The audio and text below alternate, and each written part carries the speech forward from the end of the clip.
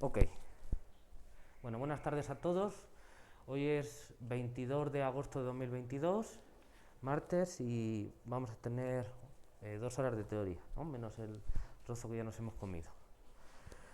Entonces, vamos a ver. Estábamos repasando el concepto de base de base finita, ¿no? En principio en espacios de dimensión finita, aunque obviamente uno puede considerar bases finitas en un espacio de dimensión infinita, pero da igual, porque al final si restringes, pues te queda un espacio de dimensión finita. Si restringes a lo que generan, entonces te da igual. Bueno, entonces ya habíamos visto que en Rn todas las normas son equivalentes. Recordamos que ya estamos añadiendo a la estructura algebraica de espacio vectorial una estructura topológica que viene dada por una norma, y entonces tenemos un espacio normado que a la postre se puede ver que es de Banach porque la métrica es completa en dimensión finita, y la métrica induce una distancia, entonces tenemos, o la norma, perdón, induce una distancia, entonces tenemos una estructura también de espacio métrico. Vimos que la aplicación coordenadas era un isomorfismo lineal, vimos como consecuencia que todas las normas en un espacio de dimensión finita son equivalentes.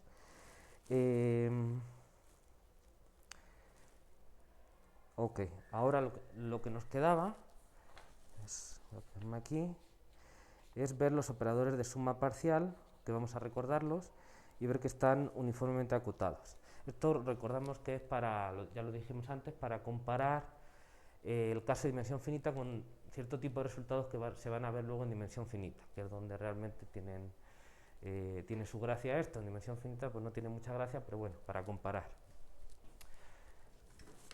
Para poder comparar después, ¿no? Cuando se vean esos resultados. A ver, voy a dejar esto aquí. Entonces, primero voy a recordar los operadores de suma parcial. Entonces, sean V un espacio vectorial de dimensión finita,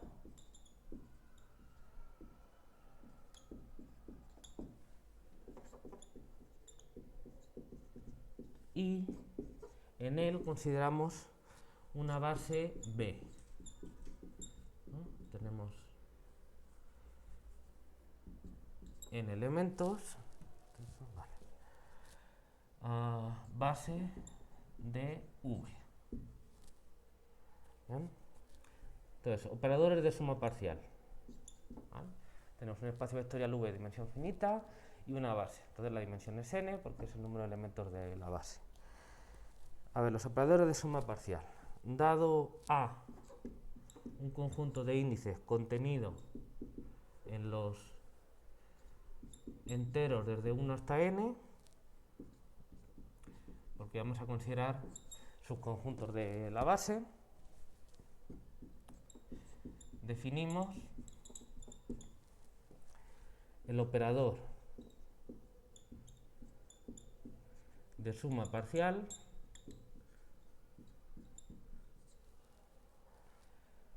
que va a ser un operador, lo vamos a anotar así, S sub A, S por suma, A por el conjunto de índices, que es un operador que va del espacio V en sí mismo, dado por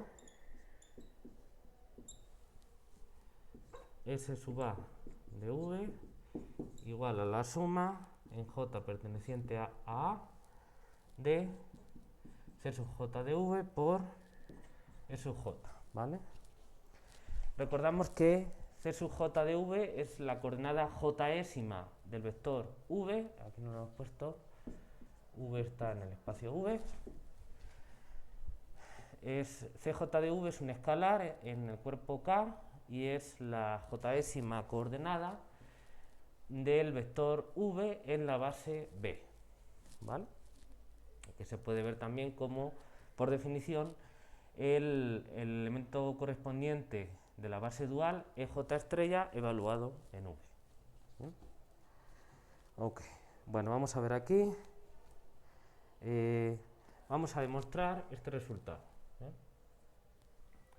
Bueno, cuando vayamos a dimensión infinita, no solo vamos a tomar sus conjuntos de índices, en el conjunto de índices que indexa la base o el sistema de representación que tengamos, sino que además estos subconjuntos los vamos a tener ordenados, ¿vale?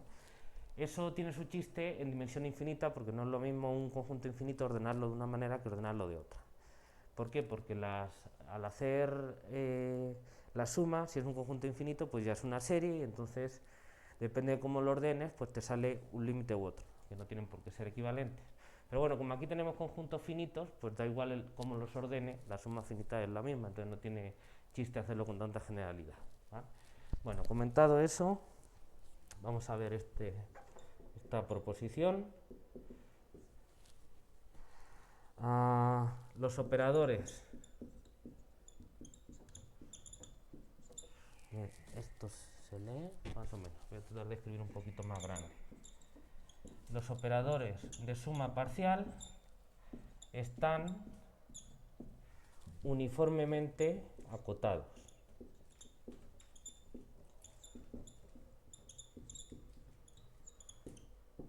¿Y eso qué quiere decir? Que primero hay que hablar de las normas, aunque ya hemos dicho que como todas las normas son equivalentes en espacios de dimensión finita, con lo cual al final va a dar igual, este enunciado es cierto, da igual la norma que pongas, pero bueno, hay que fijar una norma. Dada una norma en V, bien, existe una constante, vamos a ponerlo así, C positiva, un número real positivo, tal que para todo A subconjunto de este de aquí, vamos a ponerlo, los j entre 1 y n, que es la dimensión del espacio, se tiene que la norma de S sub A de V es menor o igual que C por la norma de V para todo V del espacio. ¿Ok? Bueno, son 10,5. Vale, muy bien. Vamos a demostrar esto. A ver, estamos diciendo que los operadores de suma parcial están acotados. Acotados quiere decir una desigualdad de este tipo y que es equivalente a la continuidad de los operadores de suma parcial, porque como son operadores lineales, es sencillo ver, si quieren lo dejamos como ejercicio, no sé si estaba como ejercicio, creo que no, pero bueno, es sencillo ver que los operadores de suma parcial son operadores lineales de V en V, ¿bien? También se puede ver que su rango, es decir, la dimensión de su imagen es el cardinal de A, es sencillo verlo. De hecho, se puede caracterizar en términos de la base el rango de esa aplicación de los operadores de suma parcial. Bueno, entonces esta frase de aquí dice que el operador S sub A está acotado. Bueno, estamos considerando todos los subconjuntos A de este conjunto de aquí de índices simultáneamente. Entonces, ¿qué quiere decir que estén uniformemente acotados? Pues quiere decir que esta cota, obviamente esta cota, o sea, la C, no depende de V, por supuesto, si no esto no tiene sentido. Entonces la C no depende de V, y al decir que están uniformemente acotados, el uniformemente quiere decir que la C no solo no depende de V, sino que tampoco depende del conjunto A. O sea, yo puedo encontrar una C para cualquier conjunto A, ¿vale? Bueno, eso es muy sencillo de ver, no puede ser de otra manera porque ¿cuántos conjuntos hay de este tipo? Pues un número finito. Entonces, pues, no ha de ser algo así como 2 a la n, probablemente, ¿no? Pero lo importante es que es un número finito y entonces, pues, claro que puedes encontrar una constante. Pero bueno, ese es el resultado. ¿Bien? Vale, vamos a hacer la demostración. ¿Bien? De esta proposición. Entonces escribimos la norma de SA de V. Bueno, a ver, fijamos la norma en el espacio V, fijamos un conjunto A de esta forma y vamos a ver que no depende de A. Entonces, calculamos. Voy a poner simplemente. calculamos. Entonces, la norma de SADV es igual a la norma de, entonces simplemente sustituyo la expresión de SADV para empezar. Bien. Aplicamos desigualdad triangular, y como es una norma, pues tenemos la desigualdad triangular, y entonces lo que nos queda aquí es, bueno, aplicando la desigualdad triangular y la homogeneidad de la norma. Entonces lo que nos queda es esto de aquí, ¿no? Por la desigualdad triangular, la norma de la suma es menor o igual que la suma de las normas de todo esto de aquí, del sumando, y aplicando la homogeneidad sacamos el escalar con un módulo, ¿vale? Ahora simplemente decimos que esto es menor o igual, esto es una suma sobre j perteneciente a A. Entonces seguro que esto es menor o igual que si yo pongo toda la suma j desde 1 hasta n. ¿Bien? Esto es algo que distingue el caso de dimensión finita del caso de dimensión infinita, porque pues como tengo una suma finita, claro que puedo poner todos los sumandos y esto sigue siendo finito y no tengo ningún problema. ¿Bien? En dimensión infinita este truco ya no sirve, lógicamente. Pero bueno, ahora sí lo puedo usar. Y ahora, sigo aquí. ¿Qué voy a hacer? Extraigo el máximo de las normas. Entonces, tengo aquí máximo de las normas de los... Voy a cambiar de letra para que nadie se confunda.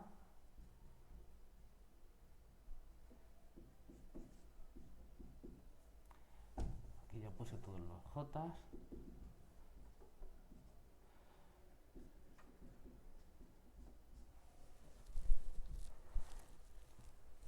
Ok.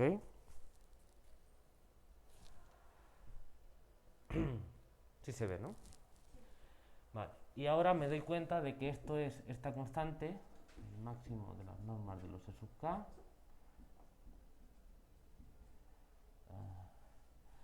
por la norma 1 de v, donde la norma 1 de v es, si ven el vídeo del otro día, el día anterior, o si lo recuerdan, pues esto se define como esta suma de aquí, y se ve que eso es una norma en v, que depende de la base que yo he fijado, obviamente, porque ahí aparecen las coordenadas en esa base, pero bueno, eso es una norma en v, y ahora aplicamos el resultado que nos dice que cualquier norma es equivalente en espacio de dimensión finita. Como v de dimensión finita, esta norma 1 y la norma que yo fijé al principio son equivalentes. Así que yo puedo encontrar una constante de manera que esto sea menor o igual, a ver cómo lo ponemos. Bueno, voy a poner aquí una constante c por la norma de v, ¿bien? Donde la norma c incluye esta cantidad de aquí, ¿vale? Y la constante que yo tengo que poner para poner esta desigualdad, ¿vale? Es decir, que si yo tengo que la norma 1 de v es menor o igual que una constante c tilde por la norma de v, la c que me sale aquí es el producto de este máximo por esta c tilde, ¿vale? Vale. Bueno, creo que se ve. Aquí para no emborronar, ya expliqué eso. Y ya está. Y esto es cierto, obviamente, para todo v no v mayúscula y para todo a conjuntos que cumplan eso, ¿no? Ya no lo repito. Entonces ya está. Tengo que la norma de SA de v es menor o igual que una constante positiva por la norma de v, ¿vale? Comentarios. Bueno, ¿por qué no depende de A? Bueno, pues son un conjunto finito, entonces yo siempre podría hacer esto para cada A y luego tomar el máximo de las constantes, como es un conjunto finito, pues sale. Pero si se fijan, directamente eso ya me lo eché cuando dije que la suma en A es menor o igual que la suma en todos los índices. Porque ya ese paso lo hice aquí, gratuitamente. Bueno, esto lo puedo hacer porque los sumandos son no negativos, obviamente. Y... ¿qué más? Bueno, la constante que nos ha salido aquí obviamente depende de la norma que yo tenga, porque sale de la relación entre esta norma que yo tengo y la norma 1, y porque además aquí aparecen el máximo de las normas de los E sub k. Realmente, si recuerdan la prueba que vimos el otro día, esto también estaba involucrado en la equivalencia de las normas. Bueno, el caso es que esa constante obviamente depende de esa norma. ¿Bien? Lo que sí no se puede es encontrar una constante para todas las normas. Eso es imposible, porque si yo tengo una norma, si yo la multiplico por un número, ¿no? Si yo quiero definir una norma, puedo decir, bueno, pues la norma de este v es igual a la norma de 7 veces v. Pues uno puede comprobar que eso es no degenerado, que es no negativo, que es homogéneo y que cumple la desigualdad triangular. Entonces, claro, pues esto es, ¿no?, 7 veces la norma de v. Entonces, obviamente, las constantes que me sirvan para esa norma, pues no me van a servir para esta. O si pongo un séptimo, porque de alguna manera yo lo puedo estirar todo lo que quiera. Con lo cual, lo que sí es que no puedo encontrar una constante que sirva para todas las normas. Eso es una tontería. Uno rápidamente lo piensa y se da cuenta de que eso no es posible. Pero bueno, entonces los operadores de suma parcial están uniformemente acotados. Vamos a ver ahora también un resultado similar que nos dice que lo siguiente. Bueno, nos dice que los operadores, los funcionales coordenada también están uniformemente acotados. Los funcionales coordenada, bien, obviamente asociados a la base B, bien, lo puse aquí al principio para no estar repitiéndolo en el enunciado todo el tiempo, pero tengo que tener un espacio V y una base finita. Los funcionales coordenada están también uniformemente acotados. Uniformemente acotados, ¿vale? En particular,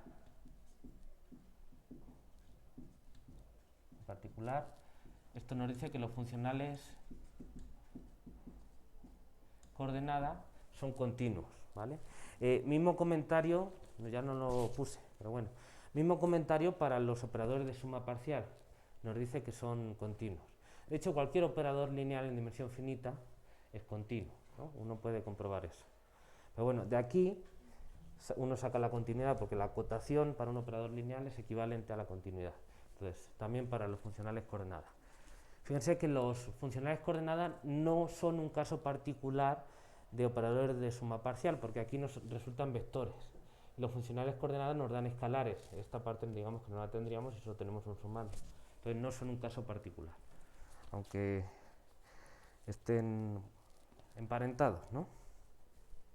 Es decir, vamos a poner aquí, es decir, existe una constante C, ¿no?, igual que antes, positiva, tal que el módulo, o el valor absoluto según toque, de EJ estrella de V es menor o igual que C por la norma de V. Bueno, ya no, ahora lo pongo de otra manera. Para toda V del espacio y J desde 1 hasta N, donde esto de aquí es una norma en V, ¿vale?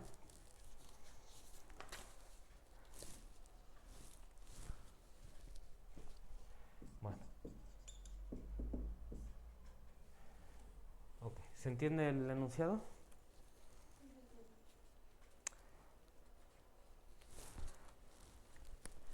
Bueno, entonces, tenemos V, tenemos la base, tenemos los funcionales coordenada, ¿no?, de la base dual, y fijamos una norma en V. ¿Bien? Todo eso lo fijamos.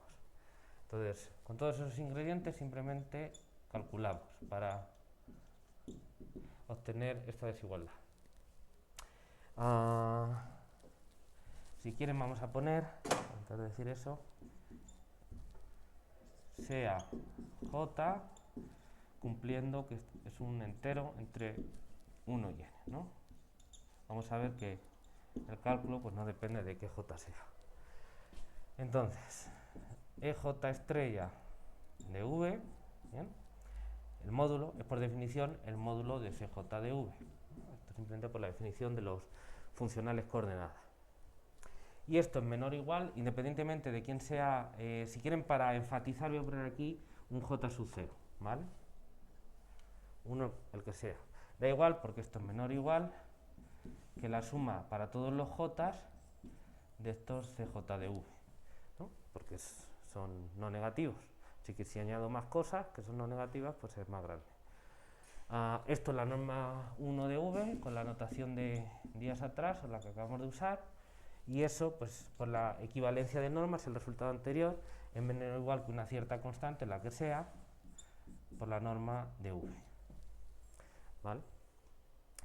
Y obviamente esa misma constante es un conjunto finito, así que uno podría decir, bueno, tomo el máximo de las que me salen, en lo que sea. Sí, podrías hacer eso a priori, pero es que de hecho ni siquiera te hace falta, porque da igual el J0 que tomes, en este paso ya se olvidó nos olvidamos de quién era J0. Esta constante pues no depende de ningún J0, ¿no? En particular, así que sirve para todos, ¿vale? Bueno, esto por supuesto para todo V, ¿no? Todo o toda V.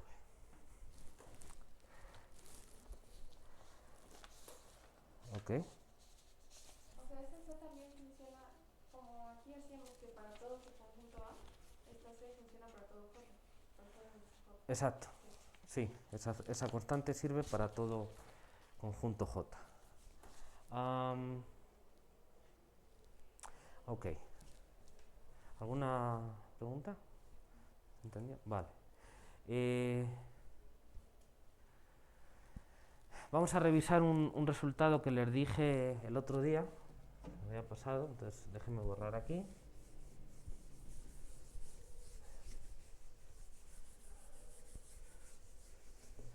Estos también. Así. Entonces tenemos V y una base de V. Esto tampoco lo necesito. Bueno, entonces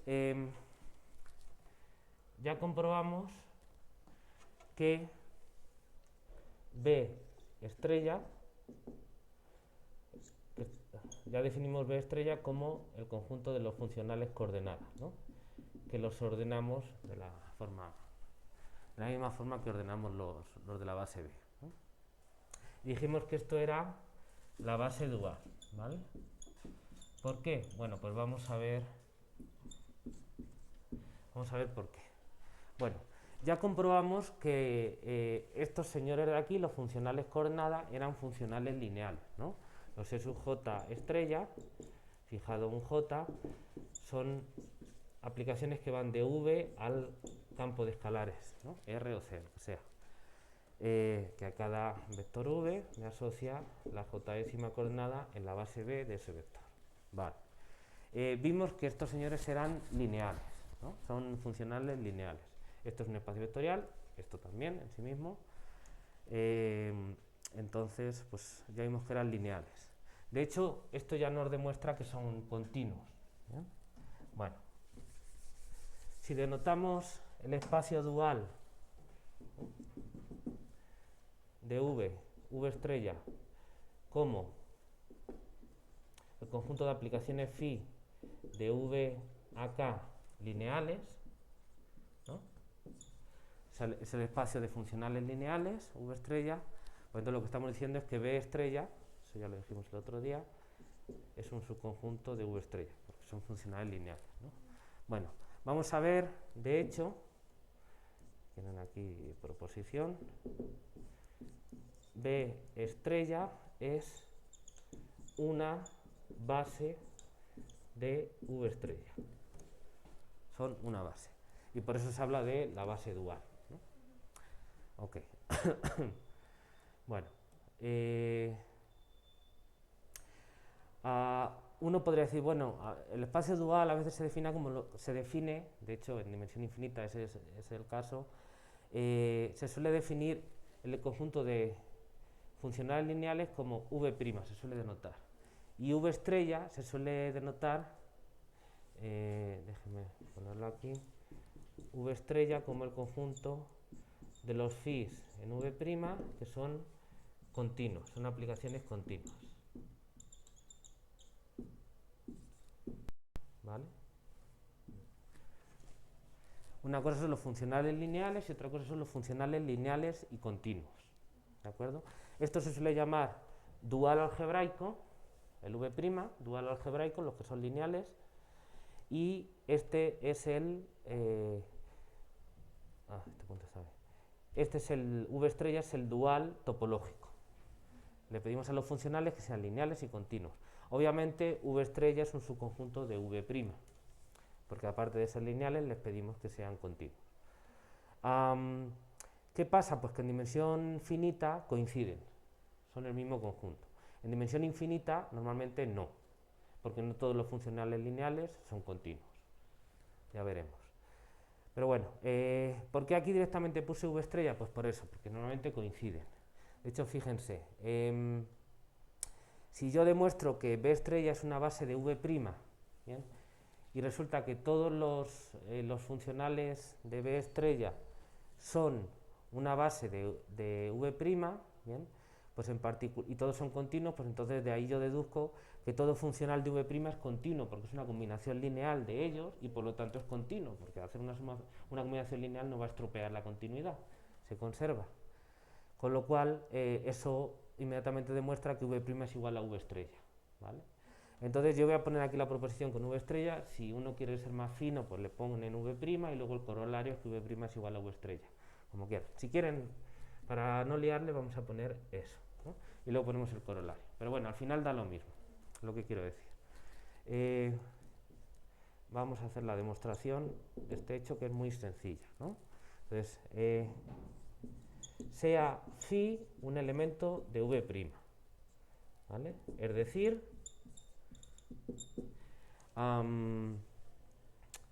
phi es una aplicación que va de v a k, que es lineal, ¿vale? Entonces, dado v perteneciente al espacio v, se tiene lo siguiente. Vamos a usar la linealidad del funcional phi. Entonces, phi de v, primero, sustituyo v por su expresión con respecto a la base b. Entonces, esto es la suma j desde 1 hasta n de cjv por e sub j. ¿Ok? Aplico que phi es una aplicación lineal, entonces esta combinación lineal queda de la siguiente forma. Esto es la suma j desde 1 hasta n. Phi de la suma es igual a la suma de las phi's, y esto, como es una constante, sale fuera también por la homogeneidad. Entonces esto me queda cj de v sin valor absoluto, porque estoy aplicando directamente linealidad, por phi de e sub j. ¿Vale? Pero ahora fíjense que yo esto lo puedo reescribir de la siguiente manera. Esto es la suma en j desde 1 hasta n de, a ver cómo me interesa, phi de e sub j por, y cj de v, los estoy cambiando de orden, y los cj de v son por definición ej estrella de v. ¿Vale? Déjenme borrar aquí.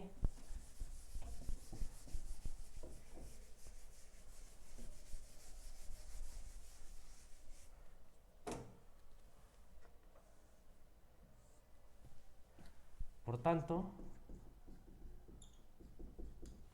se tiene que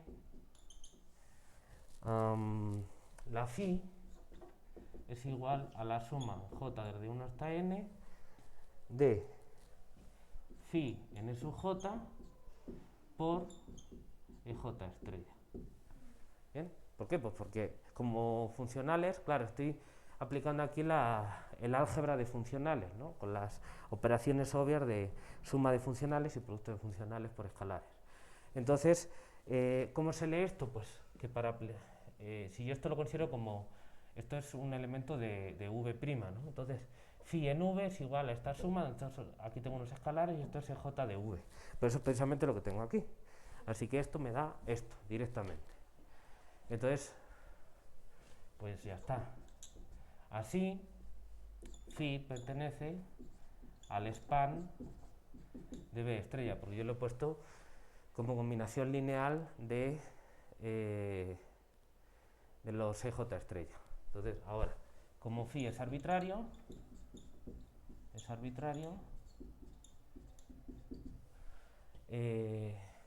eso quiere decir que V' es igual al span de B estrella. O sea, B estrella es generador del espacio V'.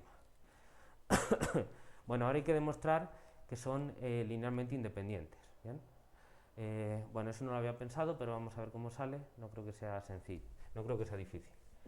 Veamos que B estrella en el espacio V' es linealmente independiente. Es un conjunto linealmente independiente. Vamos a ver si nos sale. Sean, no sé, unos escalares lambda j, j desde 1 hasta n, ¿no? Escalares tales que, bueno, pues 0 es igual a la suma j desde 1 hasta n de lambda j por EJ estrella. ¿Ok? De hecho lo puedo poner aquí.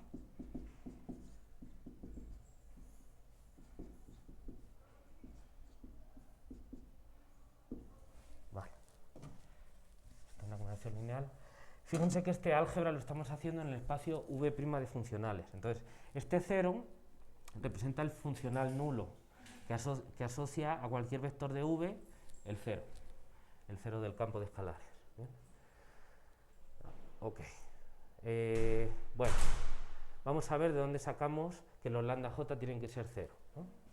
Vamos a aplicar, esto es un funcional, entonces vamos a aplicar este funcional que tenemos dos maneras de escribir, o sea, el funcional 0 nos da otra forma alternativa de escribirlo. Vamos a aplicárselo a la base B. Entonces, para cada k con, obviamente entero, con 1 menor o igual que k menor o igual que n, pues se tiene que 0 es igual al funcional 0 evaluado en E sub k, como es un funcional trivial seguro da 0, y esto es igual a la suma en j desde 1 hasta n de lambda j por EJ estrella en E sub k. ¿Vale? Bueno, pero ahora es sencillo comprobar que EJ estrella en E sub k es igual a la delta de Kronecker, ¿no? Esto es igual a la suma en j desde 1 hasta n de lambda j por delta jk. Recordemos que la delta de Kronecker, creo que se escribe así. Bien. La delta de Kronecker se define como delta jk igual a 1 si j es igual a k y 0 en caso contrario. ¿Ok? Recordatorio. Entonces, ¿por qué EJ estrella es igual a E sub k? Bueno, pues porque yo escribo E sub k como 1 por E sub k más 0 por todos los demás. Entonces, esas son sus coordenadas, 1 para el correspondiente índice y 0 para los demás. Es decir, que C sub k de E sub k es igual a 1 y CJ de E sub k es igual a 0 si j es distinto de k, son sus coordenadas. Con lo cual, EJ estrella de E sub k es delta de jk. Es 1 solo cuando coinciden y 0 en el resto de los casos. ¿Vale? Esto es inmediato. ¿Puedo borrar esto? Vale, entonces, pues realmente todos estos sumandos son nulos, salvo cuando j es igual a k, que entonces del delta vale 1 y entonces lo que me queda es lambda k. Entonces lo que me está diciendo es que lambda k es igual a 0. O sea, todos son ceros porque esta cuenta la puedo hacer para cualquier k. Y ya está, entonces son linealmente independientes. Por lo tanto, B estrella es una base de V'. ¿Vale? Corolario. ¿Vale? Corolario. Entonces, en dimensión finita, V' es igual a V estrella, ¿no? ¿Cómo se hace la demostración? Pues como decíamos antes. A ver, V estrella siempre está contenido en V'. Hay que ver que todos los funcionales, lo único que hay que ver es que todo funcional lineal es además continuo. Pero por este resultado, todo funcional lineal es una combinación lineal de los EJ estrellas. Como los EJ estrellas son continuos, es lo que vimos antes, pues la combinación lineal también, por lo tanto, todo funcional lineal es continuo. Entonces se tiene esto. ¿Vale? Ok, muy bien.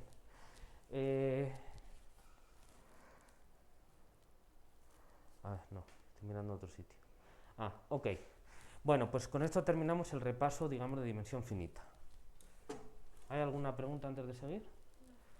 Vale, pues ahora hay que ponerse el salvavidas porque vamos a entrar en dimensión infinita.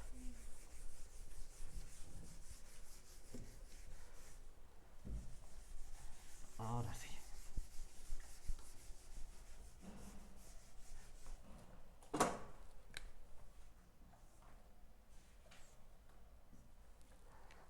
Vale. Pues la primera sección la vamos a llamar bases de Hammer, que fue un matemático que trabajó en este área, ¿no? Por eso ahí quedó su nombre. Bueno, a ver cómo me organizo. Espero no... Ya saben, como este curso es improvisado, pues voy a tratar de hacerlo lo más organizado posible.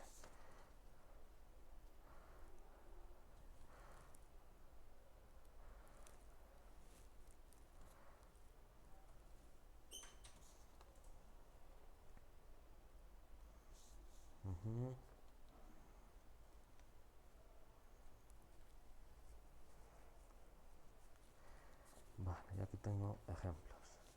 Bueno, entonces, ¿qué vamos a hacer ahora? Ya hemos revisado el concepto de base de dimensión finita, ¿bien?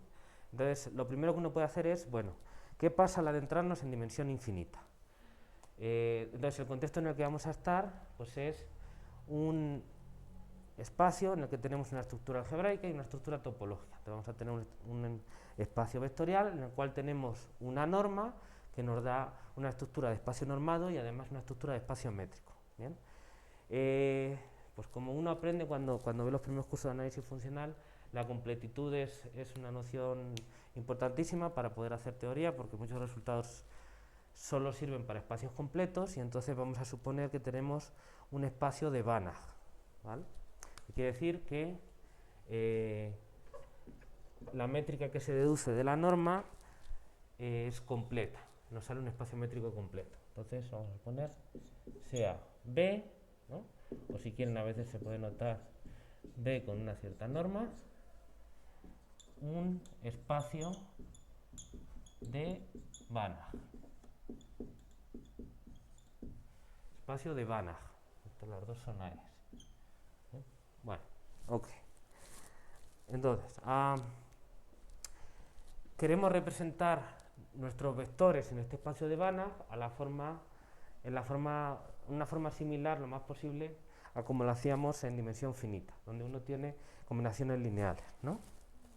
Pero claro, ahora el chiste, bueno, ahí no lo estoy poniendo, pero entenderán que el chiste de aquí es que B tenga dimensión infinita, ¿vale? Es decir, que no exista ningún conjunto finito de generadores de B. Entonces yo no puedo generar todos los vectores de B tomando combinaciones lineales de un conjunto finito de vectores, ¿de acuerdo?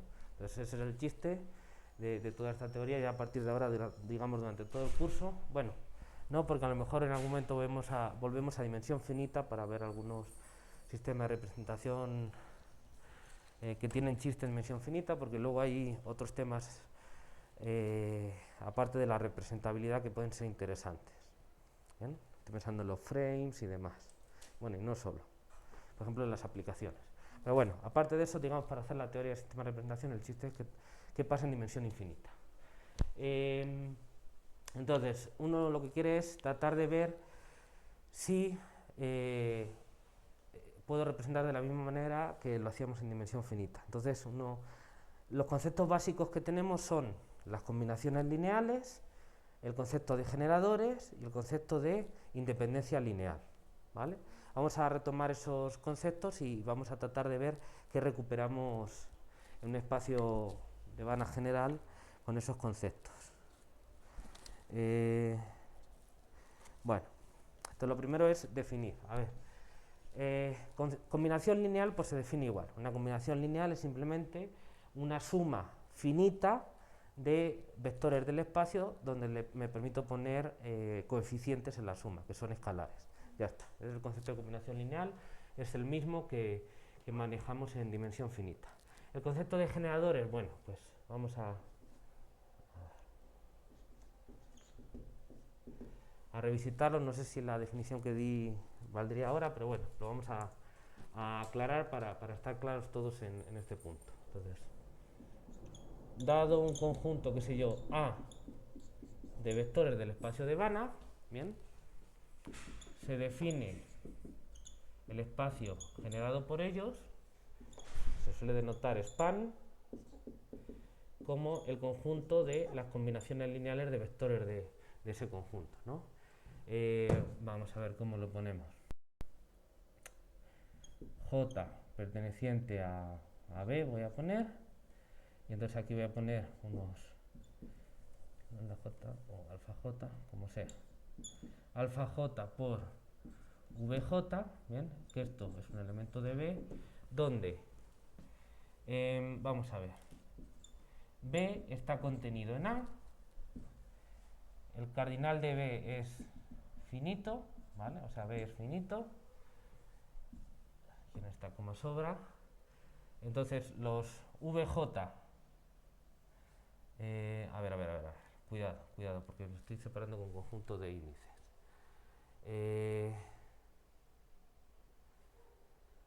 A ver, ¿cómo lo puedo escribir esto para que quede bien?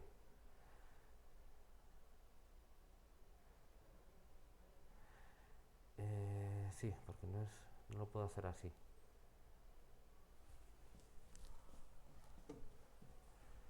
Déjenme ponerlo así y entonces voy a decir así. Pero no puedo poner esto. Pues el B es mala idea. Voy a poner el conjunto de los VJ, ¿bien? Está contenido en A y es finito, este conjunto de aquí. El A no tiene por qué ser finito, pero el VJ sí, ¿vale? Conjunto de los VJ. Y los alfa J simplemente son escalares, ¿vale? Y el J pues es un índice que se está moviendo para indicarme nada más que voy cambiando de elemento, ¿vale? Si quiero puedo poner un conjunto de índices, pero bueno, ¿para qué? Se entiende que yo estoy considerando aquí todas las combinaciones lineales finitas, valga la redundancia, de elementos de A, ¿de acuerdo? Y esto es el span de A. Ahora, yo no estoy diciendo que A sea finito, sino que estas combinaciones lineales pues, son finitas, ¿de acuerdo? Entonces A puede ser un conjunto infinito y el span de A, bueno, pues si quieren observación, ¿vale? Span de A, da igual quién sea A, subconjunto de un espacio de Banach, span de A es un subespacio vectorial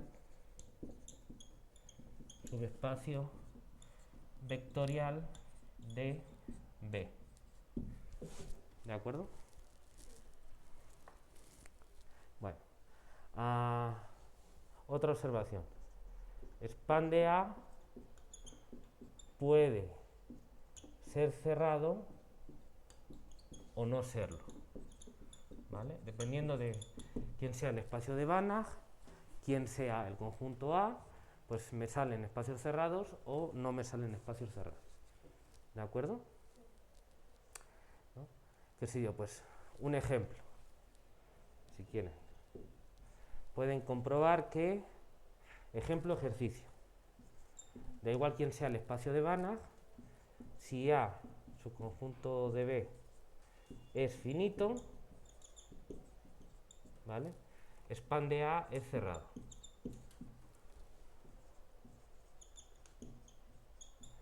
¿Vale?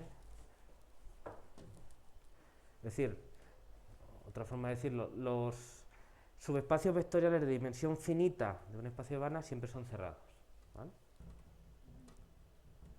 Si quieren otro ejemplo, aunque luego regresaremos a ello, pero bueno, ejemplo, si mi espacio de Banach es, qué sé yo, L1, por ejemplo, el espacio, quizá conviene que recuerde esta notación, el espacio L pequeña 1. Entonces, a ver, vamos a ponerlo aquí, recordatorio. Voy a recordar de paso todos los LP, me va a costar el mismo trabajo. O si quieren, el caso P igual a infinito hay que tratarlo después. Un número P real entre 1 e infinito, ¿no? O sea, P mayor o igual que 1. Entonces, el espacio L pequeña p es el conjunto de sucesiones de escalares, vamos a poner aquí A sub j, con j en los naturales, o se puede considerar otro conjunto de índices, pero bueno, en principio los naturales. Si considero otro conjunto de índices, pues lo pongo aquí entre paréntesis. Que son sus conjuntos, son sucesiones de escalares, tales que la siguiente cosa, que es la métrica de esta sucesión, voy a ponerlo así, la métrica P, que viene dada como, primero, yo considero los A sub j, hago el módulo, hago la potencia P, sumo esta serie, ¿bien? Y si me da un resultado finito, pues hago la potencia 1 sobre P. ¿Bien? Entonces, si esa serie es convergente, pues este elemento está en este espacio, ¿vale?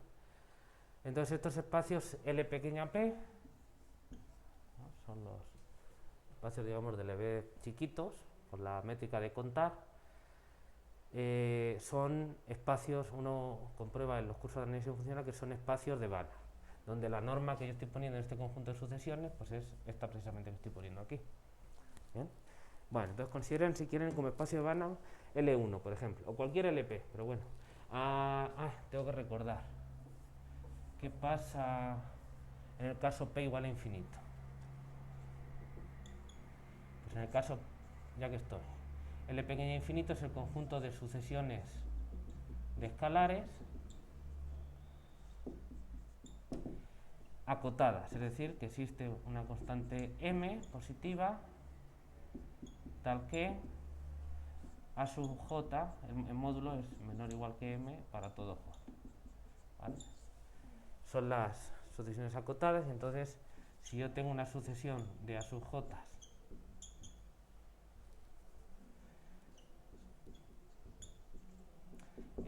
en infinito, ¿cuál es su norma?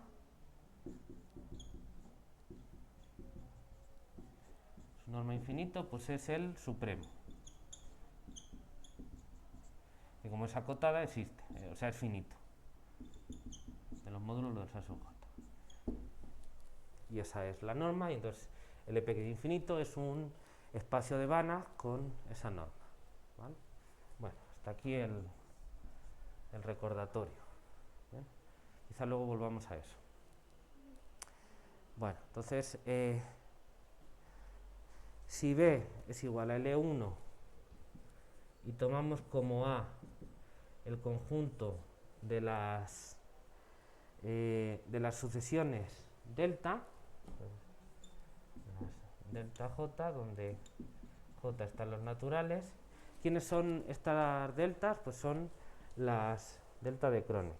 Entonces, delta j es la sucesión cuyo índice késimo es delta jk, la delta de Kronecker.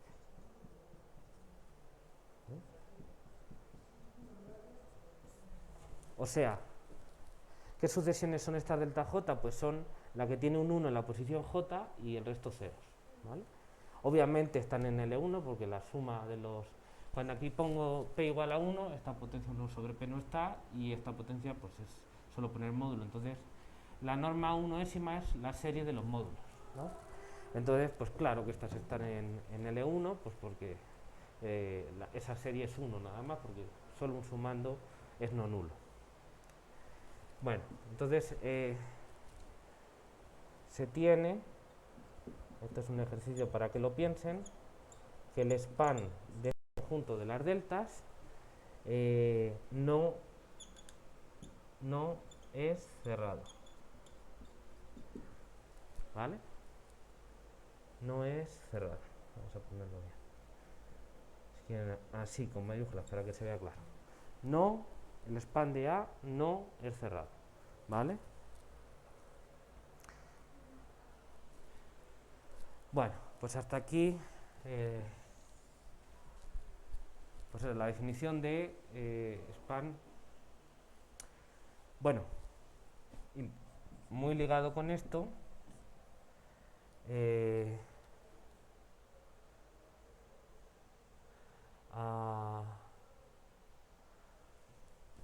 dado A en un espacio de Banach, se dice que A genera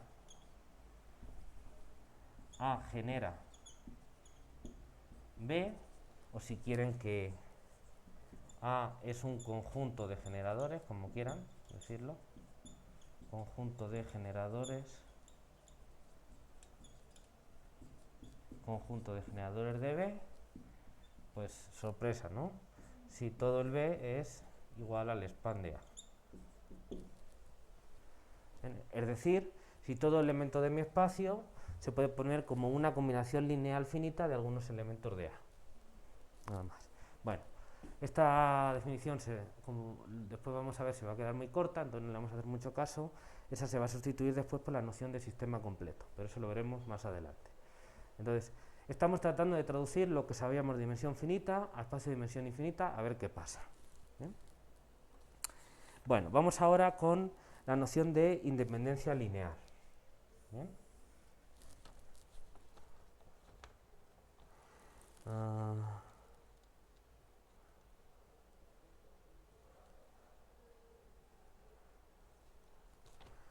Ok. Bueno, déjenme borrar aquí para no irme a esa esquinita, ¿vale? Bueno, ya sabemos que B es un espacio de Banach, así que lo puedo borrar. ¿Hasta aquí hay alguna pregunta, Meli? Vale.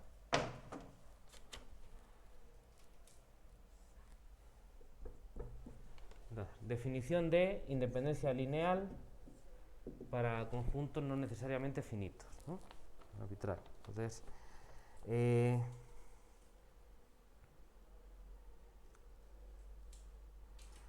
vamos ahora sí poner un índice para poder referirme a sus conjuntos y poner sumas con ellos y demás de manera más sencilla.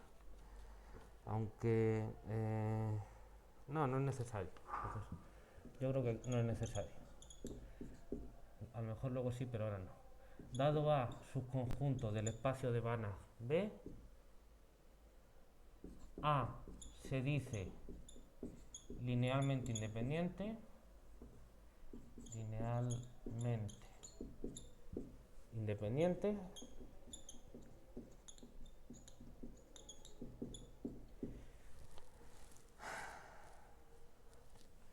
si para todo B subconjunto de A finito, ¿vale? Entonces, A no tiene por qué ser finito. Yo lo que estoy agarrando es subconjuntos de A, lo estoy llamando B, que sean finitos. Se tiene que B es linealmente independiente.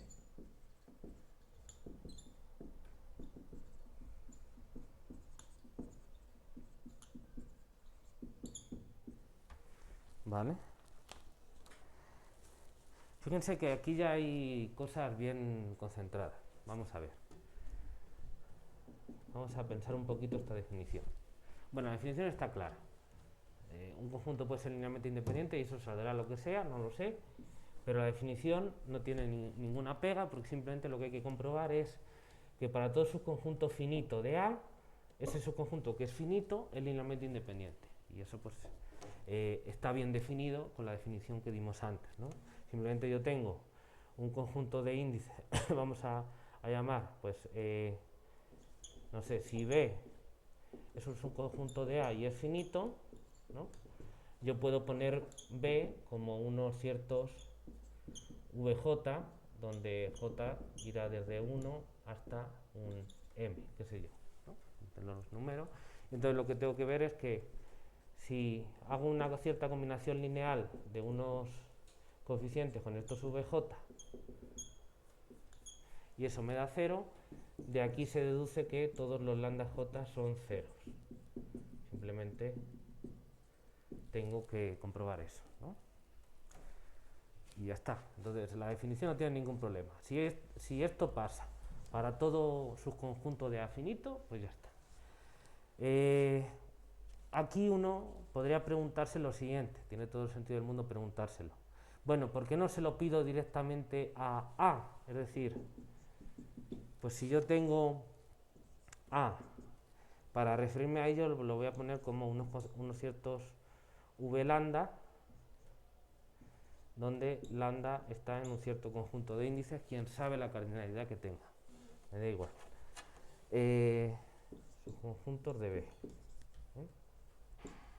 Y ahora yo digo, bueno, pues si yo agarro un conjunto de, para cada lambda, agarro un escalar, voy a poner alfa lambda, quizá aquí en vez de lambda j tenía que haber puesto alfa j para no liar unas con otras, bueno, como sea. Si yo agarro aquí unos alfa lambda, donde lambda está en lambda mayúscula, escalares, para cada lambda agarro un escalar, y yo supongo, hago la combinación lineal correspondiente, j perteneciente, no, lambda perteneciente a lambda mayúscula de alfa lambda por v lambda. Y esto digo que es igual al vector 0 de b, entonces todos los alfa lambda tienen que ser el escalar 0. Esto sería un candidato a definición de independencia lineal para conjuntos arbitrarios de vectores. Pero esto no funciona en general. ¿Y por qué no funciona? A ver, dímelo tú, que te veo... Pues porque esa suma no tiene mucho sentido. La suma puede sumar 1, 2 o 3, una cantidad finita de elementos. Y por inducción puedes sumar n elementos, no importa qué tan grande sea n. Pero después no hemos dicho qué significa eso. Exacto, muy bien. El problema de esto es que esto de aquí puede que no esté bien definido. ¿Qué quiere decir? ¿Qué quiere decir? Bueno, como dice Amélie, si yo sumo un número finito de vectores en un espacio vectorial, está definido porque como yo sé sumar dos vectores, pues por inducción se pueden sumar 3, 4, 5, cualquier número finito de vectores. Y si el conjunto lambda no es finito, pues entonces hay que ver qué sentido se le da. Normalmente uno habla de series, ¿no? Y entonces lo que tiene es, bueno, si yo tengo un conjunto infinito de vectores, pero es un infinito numerable, ¿bien? Entonces yo puedo definir en ese conjunto numerable un orden de sumación, ese conjunto numerable de índices, porque los voy indexando a los vectores, un orden de sumación. Y entonces yo puedo considerar las sumas parciales de esa serie, que es sumar los n primeros, y entonces para cada n yo tengo n, los n primeros sumando, y entonces tiene sentido, es un elemento del espacio, y como es un espacio topológico, yo puedo definir el límite de esas sumas parciales, que son elementos del espacio. Y entonces si ese límite converge a un elemento del espacio, ¿se entiende? Entonces eso es lo que se define como la suma de esa serie. Entonces tiene sentido, pero ya hay que hablar de convergencia. Y cuando el conjunto no es numerable, pues quién sabe, normalmente no hay una definición, salvo en casos muy particulares, ¿bien? Y así muy pillado por los pelos. Entonces normalmente todo esto se reduce al caso de series, y entonces, bueno, no sé, a lo mejor si uno tiene un continuo, pues la generalización del concepto de serie podría ser una integral, pero pues ya hay que como que redefinir todo y ya no es tan sencillo. Entonces normalmente, si acaso, uno suma conjuntos numerables de vectores, pero hay que darle un sentido a esa serie, normalmente es con un orden de sumación, etcétera, etcétera.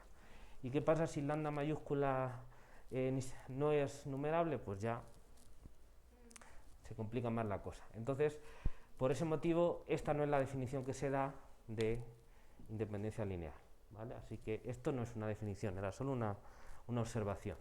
Entonces, la definición de independencia lineal es esta que hemos dado aquí, ¿vale? Muy bien. Bueno, entonces ya hemos definido, ya tenemos claro lo que es una combinación lineal, pues ya lo sabíamos, lo que es el espacio generado, el span, por un conjunto de vectores, da igual el cardinal, también lo sabemos. Ya tenemos claro lo que es un sistema de generadores en un espacio de Banach cualquiera, ya lo vimos, que el span sea todo el espacio, donde span son combinaciones lineales finitas, repito.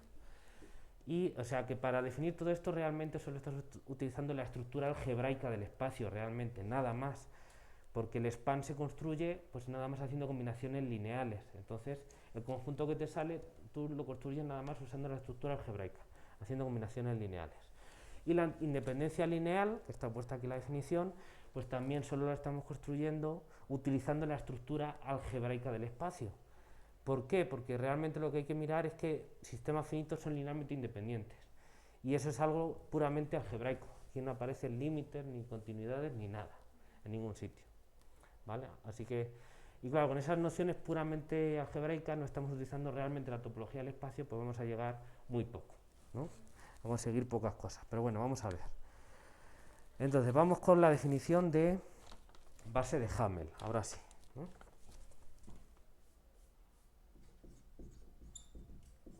Definición base de Hamel. Así. Bueno, la definición de base de Hamel, para enfatizar todavía más que solo estamos utilizando la estructura algebraica del espacio, entonces la vamos a dar para espacios vectoriales en general. No necesitamos tener una topología porque no la estamos utilizando en ningún sitio, ¿vale? Entonces que sea Banach o no me da igual, solo necesito para definir una estructura de espacio vectorial. Entonces, sean V un espacio vectorial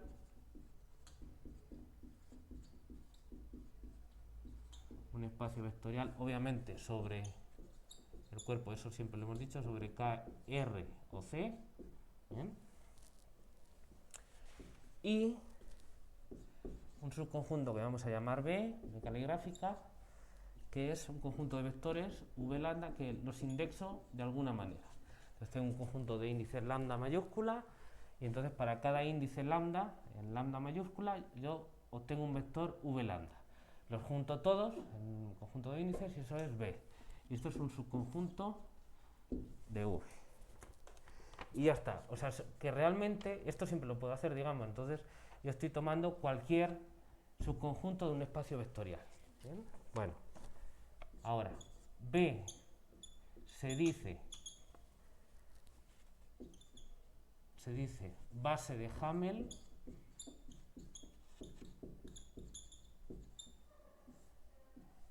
de V, o base, también a veces esto se le llama base algebraica. ¿Bien?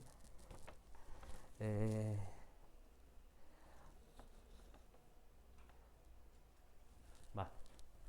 Base algebraica de V si pasan dos cosas. La primera es que B genera V, ¿no? B genera, o es un sistema de generadores de V, es decir, que el span de B es igual a todo V, es decir, todo vector V es combinación lineal de elementos de B. ¿Bien? ¿Okay? O si quieren esto se puede poner de la siguiente manera. Bueno, lo pongo luego como una observación. Y segunda, B es linealmente independiente.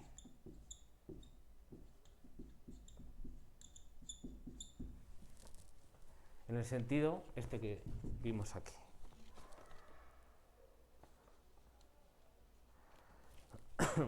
¿Ok? Eso es base de Hamel. Es un conjunto, un espacio vectorial que lo genera y que es linealmente independiente, pero con estas definiciones. Vamos a hacer varias observaciones, ¿no? Sobre esto de aquí. Bueno, entonces, con esta misma anotación, para no repetir. Bueno, es claro que se tiene que el span de B se puede ver como la unión de todos los subconjuntos. Voy a poner A subconjunto de lambda mayúscula, tal y como lo tengo aquí indexado, donde A es finito. Y para todos esos yo pongo el span de, vamos a poner B sub A, ¿vale? Donde B sub A es simplemente los V lambda donde el lambda está en A, ¿vale? Pero como A es finito, pues estos son espacios de dimensión finita. Entonces el span de B es una unión de espacios de dimensión finita, ¿vale? Bueno, entonces que genere V, pues es eso de ahí, ¿no? A ver, ¿qué vamos a contar?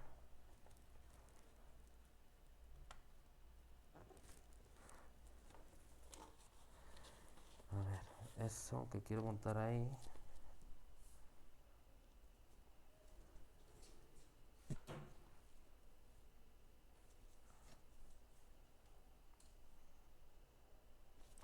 Bueno, vamos a, no sé si ponerlo como observación o como proposición. Vamos a ponerlo como proposición, ¿vale? A ver cómo. Proposición. Bueno, con esta misma notación, ¿vale? Para no repetir, o sea, tenemos V y tenemos B, ¿de acuerdo? Entonces, B es base de Hamel de V, repito. B es realmente cualquier subconjunto, nada más aquí lo estoy organizando con índices, una notación nada más, pero es cualquier subconjunto de un espacio vectorial.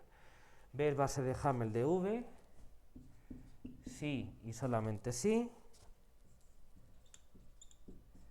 para todo V del espacio V, V distinto del 0, claro, ese no vale, existe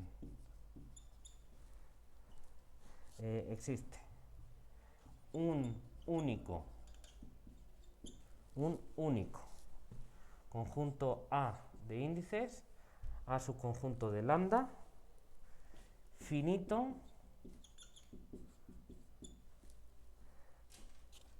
y también unos únicos coeficientes A sub lambda, donde lambda perteneciente está en A, lambda perteneciente en A, y esto es un subconjunto de escalares, ¿vale? Son escalares. Tales que V se escribe como la correspondiente suma, ¿no? Lambda pertenece a A, pongo los escalares A sub lambda y los V lambda.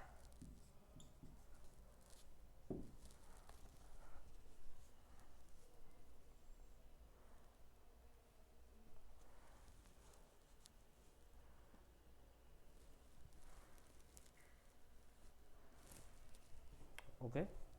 Entonces ahora solo como que tenemos un detallito con el cero, ¿no? Porque antes no hacíamos distinción con ningún vector. Claro, Ahora sí por los subconjuntos que podemos tomar. claro, lo que pasa es que el 0 siempre puedes agarrar cualquier conjunto de coeficientes de vectores, cualquier subconjunto de A, infinito, como quieras, y escalares pones todo 0. Entonces, ahí tienes una trampa. Y entonces se rompe la unicidad con el 0, pero bueno, es solo uno, ¿no? Es un caso particular. Entonces, quitando el 0, pues pasa eso. Déjenme borrar aquí para continuar. Entonces, fíjense lo que me está diciendo esto.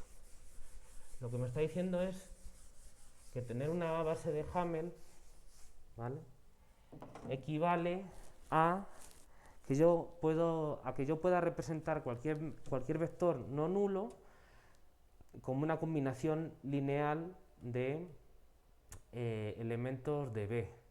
Bueno, uno me puede decir, sí, pero pues esto ya es el punto 1 de la definición, que el span de B es V. Sí, pero lo que estoy diciendo es que esa representación es única. De alguna manera eso me va con la independencia lineal. En ese sentido uno recupera, digamos, lo que tiene en el álgebra lineal, ¿no? Porque pues para todo vector el espacio vectorial puede representarlo de manera única con todos los elementos de la base. Aquí no son con todos los elementos de la base, sino con un conjunto finito. Y lo que estoy diciendo es que esa representación es única. Uno puede decir, bueno, pero es que si yo añado a la cualquier otro elemento y le pongo el escalar 0, pues entonces me da lo mismo. Sí, ahí hay que ver cómo se escribe eso de manera que no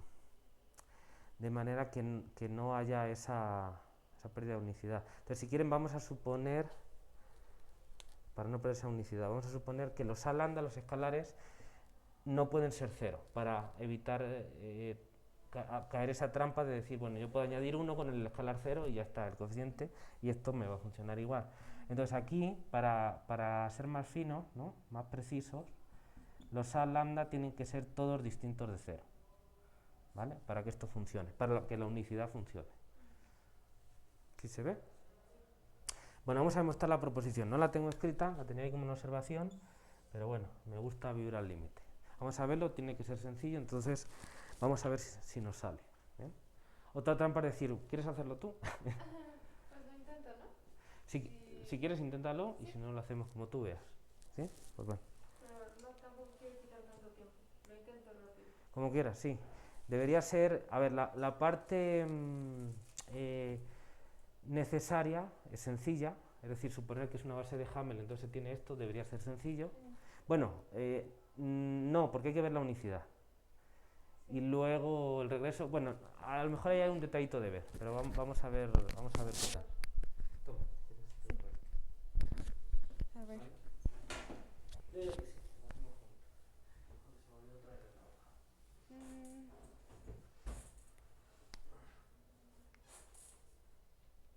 De hecho, aquí lo tenía puesto como ejercicio. Pero bueno, no importa, yo creo que está bien. Bueno, entonces primero voy a tomar... O si quieres lo dejamos como ejercicio, ¿qué prefieres? ¿Intentarlo ahora? Sí, creo que sí va a salir con la independencia. Vale. Sí. Okay. Bueno, entonces voy a tomar un elemento cualquiera del espacio. Como ves, base de Hamel genera el espacio. Ajá. Entonces, sé que existe al menos una representación. Bueno, mejor. Como B genera el espacio,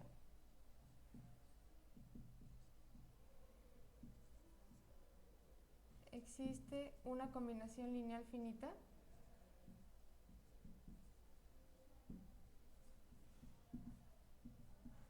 de elementos de B, para no escribir tanto, digamos. Es B caligráfica, ¿no? Ajá. Sí, trata de ponerlo porque estoy haciendo la distinción entre...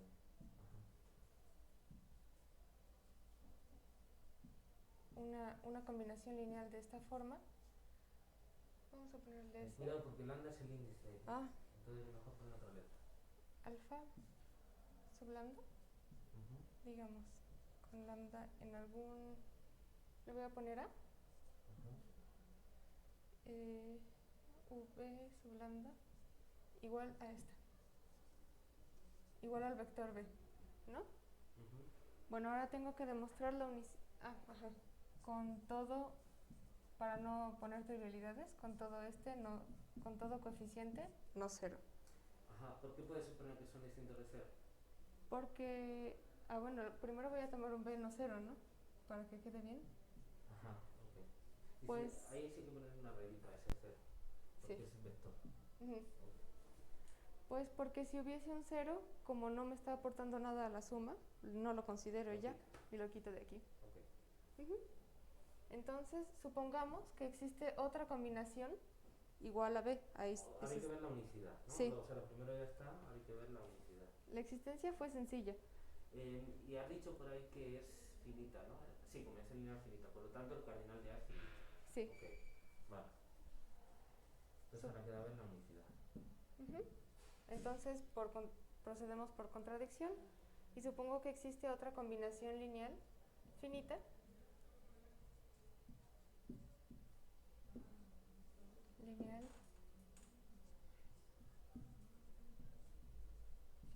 pues de elementos de la base de Hamel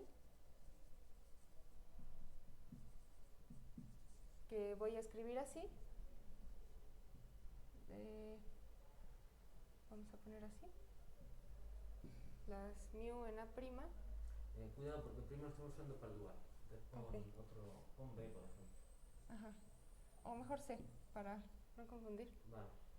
Bueno, pues entonces le ponemos gamas.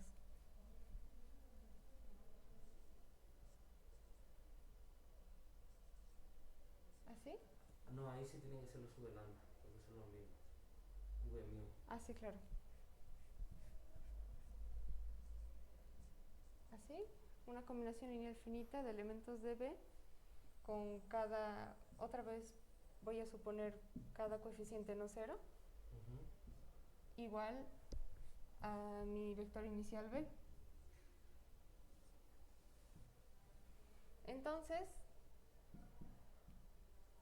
pues tengo que el vector 0 es B menos sí mismo, que según estas dos afirmaciones sería igual a esta suma